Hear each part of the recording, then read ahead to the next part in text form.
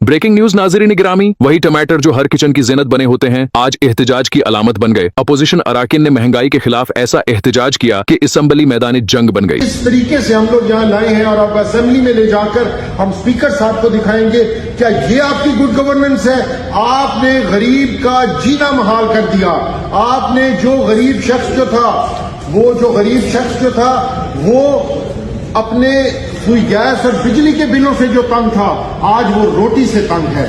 मैं आपको रिक्वेस्ट करूंगा, गरीब की रोटी मत छीनो, बल्कि उसे रोजगार दो। ये गुड गवर्नेंस नहीं बल्कि गुड शुबाजी है। अपोजिशन ने हुकूमत और उसके चमचों को धर लिया ऐसे हालात में जबकि गरीब के पास सिर्फ दो चीजें बची हैं, खाली जेब और खाली पेट। रोटी खवाब बन गई, दाल नायाब, सब्जी सोना, और अशराफिया अब भी गुड गवर्नेंस के गाने गा रही है। अशराफिया कहती है कि मुल्क तरक्की कर रहा है, लेकिन यहाँ पर तो हालात ऐसे हैं कि अगर कोई गरीब बच्चे के लिए दूध खरीदने जाए तो वापसी पर खुद को बेचने की नौबत आ जाती है। अपोजिशन अराकीन ने आज गुड गवर्नेंस के अलंबरदारों को आईना दिखा दिया और टमाटर लहराकर कहा, ये है तुम्हारी कारकर्दगी। पूरे असम्बली हाल में टमाटरों की गूंज सुनाई देती रही और जरूरियात जिंदगी की बुनियादी चीजों की बेइनहता महंगाई के खिलाफ इलामती एहतजाज किया गया। क्या यही गुड गवर्नेंस है कि गरीब के बच्चे भूखे मर जाएं और अशराफिया के बच्चे लंदन में पार्टी करें? मजदूर, किसान और रेढ़ी वाला जो इस मुल्क की रीढ़ की हड्डी है, उनकी रीढ़ की हड्डी टूट चुकी है और जिन्हें मुल्क का मुहाफिज, रहनुमा और नजात दहिंदा माना जाता है, वो खुद अय्याशियों के मुहाफिज बन बैठे हैं। भारी भरकम टैक्स अवाम दे और अय्याशी अशराफिया करे। बिजली के बिल अवाम भरें मगर महल्लात में फरी यूनिट्स चलें। दो वक्त की रोटी के लिए लोग खुदकुशी करें और वुज़रा बैरूनी मुल्क मीटिंग्स के नाम पर टूर्स करें। अगर यही गुड गवर्नेंस है तो फिर जुल्म क्या होगा? रात गए मरियम नवाज के काफिले पर गोलियों और पत्थरों की बारिश। नानी 420 जोते फेंक कर जाए, वकवा से भागने में कामयाब। जी हाँ नाजरीन, वो मरियम नवाज जिसके हुक्म पर दिन दहाड़े बीच चौराहे में लोगों पर गोलियां बरसाई जाती रही और जब काफी दिनों के बाद घर से अपने प्रोटोकॉल के साथ एक मीटिंग के लिए निकली तो नामालूम अफराद की तरफ से उस पर गोलियों की बारिश की गई। सबूत के तौर पर वीडियो मुलाहजा फरमाइए।